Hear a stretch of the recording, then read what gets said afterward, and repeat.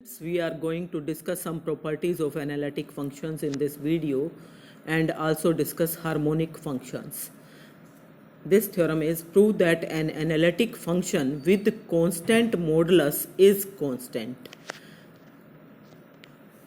Suppose f of z equal to u plus iota v be an analytic function with constant modulus. अब f of z की modulus कैसे find out करते हैं?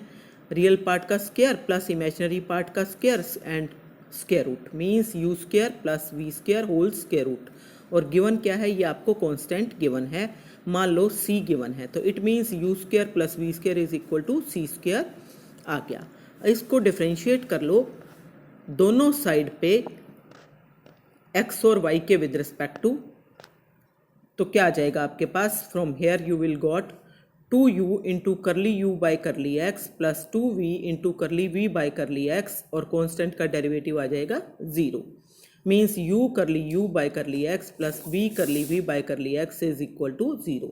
And similarly जब आप y के with respect to differentiate करोगे तो आपके पास आ जाएगा u curly u by curly y plus v curly v by curly y is equal to 0।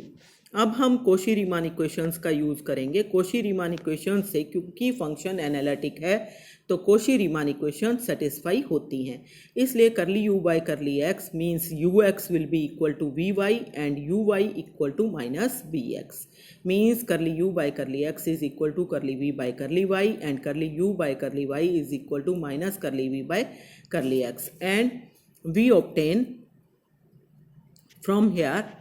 आपके पास सबसे पहले दोनों इक्वेशंस को हम x और y में बनाने वाले हैं।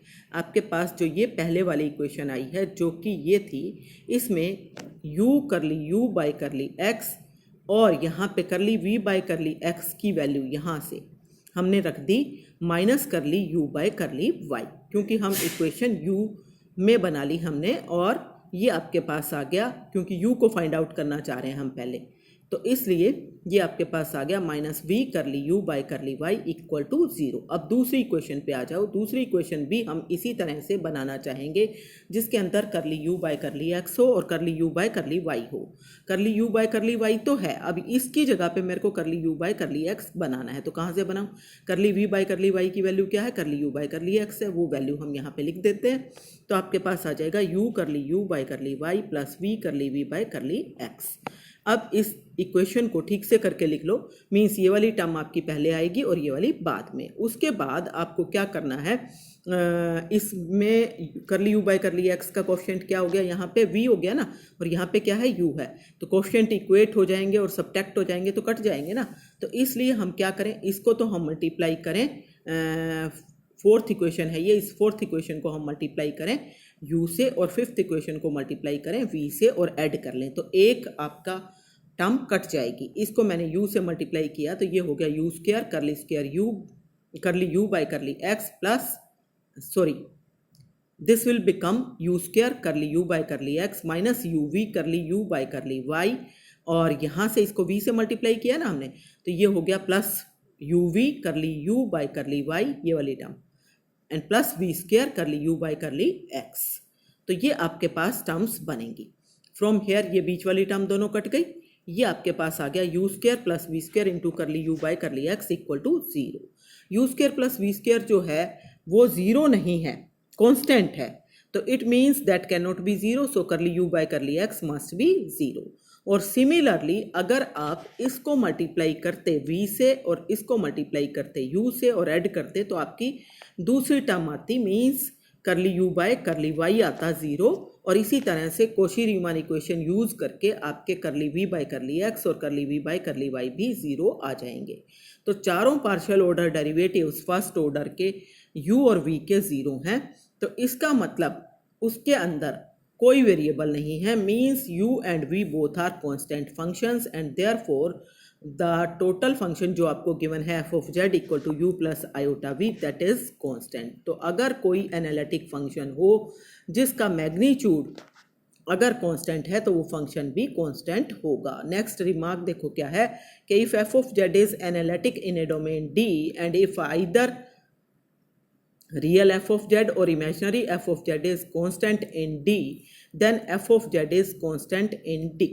मीन्स क्या हुआ, इसमें आपके पास क्या आ रहा है, ये उससे भी थोड़ा सा आगे रिजल्ट आपके पास आया कि अगर एफ ऑफ जेड एनालिटिक है डोमेन डी में और या तो real part of f of z मतलब यू फंक्शन, ठीक है ना, या imaginary part of f of z means v function, इन दोनों में से अगर कोई एक भी कांस्टेंट हो जाए डी में तो उस केस में भी एफ ऑफ जेड क्या होगा, कांस्टेंट होगा डी में।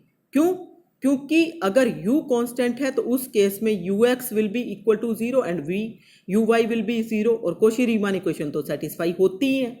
जब कॉची रीमान इक्वेशन सेटिस्फाई होती है तो ux इक्वल टू vy हो जाएगा और uy equal to minus vx हो जाएगा and so these two must be 0 और जब ये दोनों 0 हो गए तो v भी कांस्टेंट हो जाएगा और जब u कांस्टेंट था v कांस्टेंट आ गया तो it means total function f of z is equal to u plus iota v must be constant. तो ये भी इंपॉर्टेंट रिजल्ट है, छोटा सा रिजल्ट है कि अगर एक पार्ट u या v भी कांस्टेंट है तो भी एफ ऑफ जेड कैसा होगा, कांस्टेंट फंक्शन होगा। नेक्स्ट देखो क्या है, orthogonal system. Two families of curves u of xy equal to c1 and v of xy equal to c2 are said to form an orthogonal system if they intersect at right angle at each of their points of intersection। अगर एक दूसरे के point of intersection पे वे orthogonally cut करते हैं, orthogonally intersect करते हैं means right angle पे कट करते हैं तो उन दोनों फैमिलीज को हम कहेंगे ऑर्थोगोनल सिस्टम। कैसे? जैसे यहाँ एग्जाम्पल दिखाया गया है आपको, जैसे इस टाइप की अगर आपके पास फैमिली है तो ये कर्व्स मान लो इस पॉइंट पे कट कर रही हैं तो इस पॉइंट के ऊपर इस कर्व का जो टेंजेंट आएगा वो आपका ये इस टाइप से करके ये स्ट्रेट लाइन आएगी और इस पे ऐसे आएगी और ये वाला जो एंगल बनेगा this will be angle will be 90 degree. इसी तरह से इस पॉइंट पे भी एंगल 90 डिग्री बनेगा टेंजेंट्स के बीच में and therefore all curves cut each other at right angle so this is orthogonal system. अब इसको क्यों डिफाइन किया गया? क्योंकि अगले एग्जाम्पल में इसका हम यूज करने वाले हैं कि if f of z is equal to u plus iota v is analytic in a domain D, then show that the curves u equal to constant and v equal to constant form two orthogonal families। अगर कोई function analytic है domain D में तो show करो कि u और v जो है जो कांस्टेंट अगर हम ले लें तो वो दो ऑर्थोगोनल फैमिलीज को रिप्रेजेंट करेंगे। तो ये आपको प्रूव कर। Suppose u of xy is equal to c1 and v of xy is equal to c2। Differentiating both equations with respect to x, आपके पास क्या आ जाएगा, इसको डिफ्रेंशिएट करेंगे तो curly u by curly x plus curly u by, actually हम इसको डिफ्रेंशिएट कर रहे हैं विद रिस्पेक्ट टू x तो इसका मतलब यहाँ पे एक्चुअली क्या आना चाहिए, curly u by curly x into d x by d x and plus curly u by curly y into d y by d x, ये आएगा ना and that is equal to 0 क्योंकि राइट साइड पे constant है इसलिए। इसी तरह से इसको जब डिफरेंशिएट करोगे, जैसे आप इम्प्लिसिट फंक्शन को पहले सेकेंड ईयर में डिफरेंशिएट करते रहे हो उसी तरीके से, तो curly v by curly x plus curly v by curly y into d y by d x will be equal to 0। तो ये आपके पास आ जाएगा, ठीक है ना। तो फ्रॉम 1 and 2 वी ऑब्टेन, इन दोनों की हेल्प से आपके पास क्या आएगा, d y by d x की वैल्यू, जब आपके पास पहली कर्व है इसलिए c1 लिखा है क्योंकि u of x Y c1 के इक्वल था इसलिए, तो उसके ऊपर dy बाई डी एक्स की जो वैल्यू आई उसी को हम स्लोप ऑफ द टेंजेंट कहेंगे and that is given by from here minus curly u by curly x divided by करली u by curly y means minus ux divided by uy। और इसी तरह से इस दूसरी इक्वेशन से dy by d x c2 पे, c2 means दूसरी वाली कर्व पे जो कि v है जिसको कि मैं m2 से डिनोट कर रही हूँ, means this is the slope of the tangent of the to the curve v of x y equal to c2, इस कर्व का स्लोप ऑफ टेंजेंट है and that will be given by from here minus curly v by curly x divided by curly v by curly y means minus bx by vy। अब दोनों lines एक दूसरे को perpendicularly कब cut करती हैं, जब प्रोडक्ट ऑफ देयर स्लोप्स -1 आ जाए। यहाँ पे m1 इंटू m2 की वैल्यू आ गई आपके पास, माइनस माइनस तो पहले ही प्लस हो जाएगा, मल्टीप्लाई कर रहे हो ux by u y into v x by v y, so ux by u y into, ये हमने क्या किया, हमने कॉची रीमान इक्वेशंस को यूज कर लिया। क्यों? क्योंकि फंक्शन एनालिटिक गिवन है इसलिए कोशी-रीमान इक्वेशन सेटिस्फाई होती हैं और इसीलिए Vx जो है वो माइनस यू वाई के इक्वल है और वी वाई जो है वो यू एक्स के इक्वल है और ये सारा कुछ आपका कट जाएगा और that will be -1 and hence function f of z equal to u plus iota v is analytic. Then real part of f of z means u equal to some constant and v equal to some constant form an orthogonal system and this proves the result. Next देखो क्या है, harmonic functions किसको कहते हैं. If a function of x and y which possesses continuous partial derivatives up to second order and satisfy Laplace equation is called harmonic function. मतलब एक ऐसा function जिसके सेकेंड ऑर्डर तक के पार्शियल डेरिवेटिव्स कंटिन्यूस है और लैप्लेस इक्वेशन को satisfy करते हैं, उस फंक्शन को हम कहेंगे harmonic function. In other words, a real valued function phi of x y is said to be harmonic in a given domain D if throughout the domain it has continuous partial derivatives of first and second order and satisfy Laplace equation. कौन सी Laplace equation? means phi function इस equation को satisfy करे.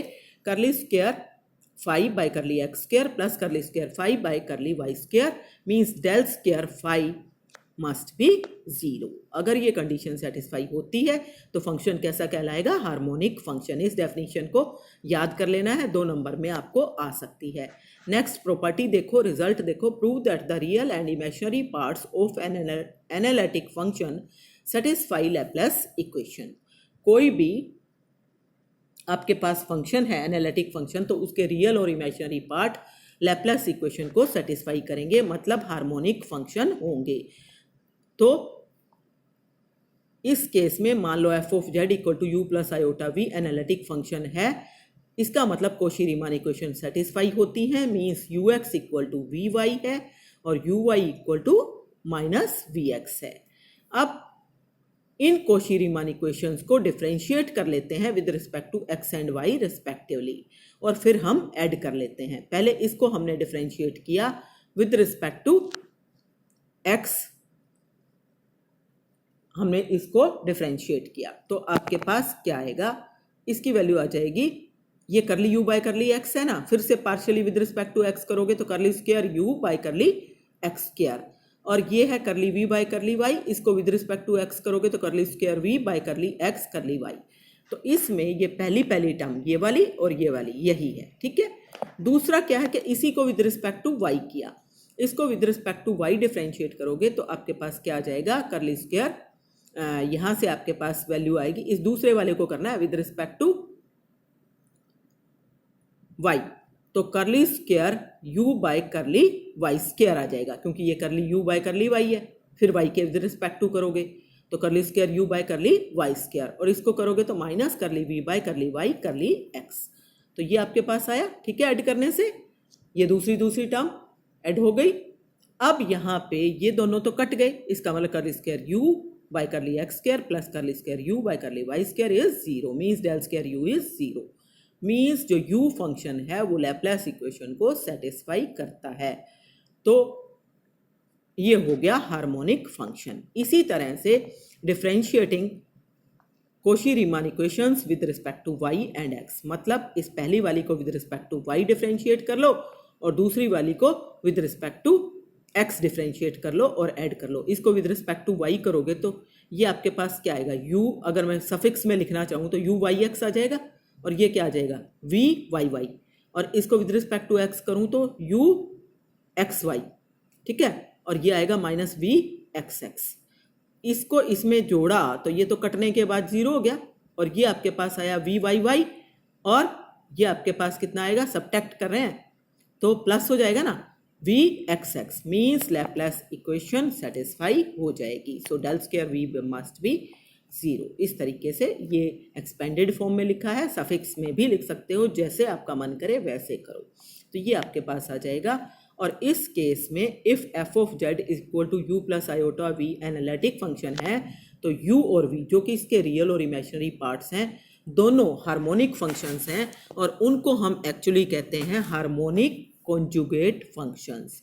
Harmonic conjugate functions. अगर function analytic है तो ही उस case में हार्मोनिक कॉन्जुगेट फंक्शन कहलाएंगे. अब एक एग्जाम्पल और है, वो देखो किस तरीके से आपने करना है। This is prove that if u is equal to x square plus y minus y square and v is equal to y divided by x square plus y square are harmonic functions but u and v are not harmonic conjugates। मतलब ये कि ये दोनों function Laplace equation को satisfy तो करते हैं, लेकिन ये दोनों मिलके एनालिटिक फंक्शन नहीं बनाते, means Cauchy Riemann equation satisfy नहीं होती। तो कैसे करना है, u आपको ये दे रखा है, v ये दे रखा है। तो सबसे पहले हार्मोनिक फंक्शन शो करना है तो डेल स्क्वायर u आपको 0 दिखाना है, डेल स्क्वायर v 0 दिखाना है। यहाँ से आपके पास करली u बाय करली x की वैल्यू 2x आएगी। दूसरी बार डेरिवेटिव लोगे तो curly square u by curly x square की वैल्यू 2x आ जाएगी, 2 आ जाएगी, ठीक है। और यहीं से आपके पास करली square u by curly y की वैल्यू पहले -2y आई, फिर डिफ्रेंशिएट किया -2 आएगी, तो curly square u by curly y square -2 आ जाएगा। इसको इसमें ऐड करो 0 आ जाएगा। इसी तरह से इसका आप अपने आप से निकाल के देखोगे, ये वैल्यूज आपकी आएंगी करली square v by curly x square की और करली square v by curly y square की। आपने रफ कॉपी में खुद से निकाल के देखनी है और इन दोनों को ऐड करने से 0 आ रहा है। इसका मतलब u और v लैप्लास इक्वेशंस को सेटिस्फाई करते हैं। इसका मतलब ये दोनों फंक्शन हार्मोनिक फंक्शंस हैं। लेकिन अब हमें ये शो करना है कि ये हार्मोनिक कॉन्जुगेट नहीं है। मतलब हमें ये दिखाना है कि f of z equal to u plus iota v जो है वो एनालिटिक नहीं है, और जब एनालिटिक नहीं है तो कोशी रीमान इक्वेशन सेटिस्फाई नहीं होती। और वो यहीं से क्लियर है आपका कि अगर आप करली u बाय करली x लेते हो यहाँ से तो वो आएगा आपका 2x, और अगर आप करली u बाय करली x किसके इक्वल होना चाहिए, करली v बाय करली y के ना। तो यहाँ से अगर आप करली v बाय करली y लोगे तो वो आपके पास क्या आ जाएगा, वो आपके पास यहाँ से आएगा। चलो हम दूसरी वाली चेक कर लेते हैं, क्योंकि उसको चेक करना आसान है, ये आप खुद निकाल के देखोगे। अगर मैं करली u बाय करली y निकालूं तो -2y आएगा। तो यहाँ से मेरे को क्या चाहिए, curly u by curly v by curly x चाहिए ना, तो y कांस्टेंट हो गया, बाहर आ गया, और इसकी पावर आ जाएगी 2 minus y by x square plus y square whole to the power 2, और ऊपर इसका derivative with respect to x 2x, तो ये आएगा -2xy divided by x square plus y square, और वो -2y के इक्वल हो नहीं सकता। तो इसका मतलब कोशी रीमान इक्वेशंस जो हैं वो सेटिस्फाई नहीं होती। तो ये आप अपने आप से निकाल के चेक कर लोगे अच्छे से रफ कॉपी पे, तो आपको पता चलेगा कि ये फंक्शन जो हैं वो दोनों हार्मोनिक तो हैं, लेकिन मिलके एक एनालिटिक फंक्शन नहीं बना रहे, इसीलिए वो हार्मोनिक कॉन्जुगेट्स नहीं है। ठीक है, तो हार्मोनिक कॉन्जुगेट्स और हार्मोनिक फंक्शन होने में अंतर है, और वो आपने समझ लेना है। ओके।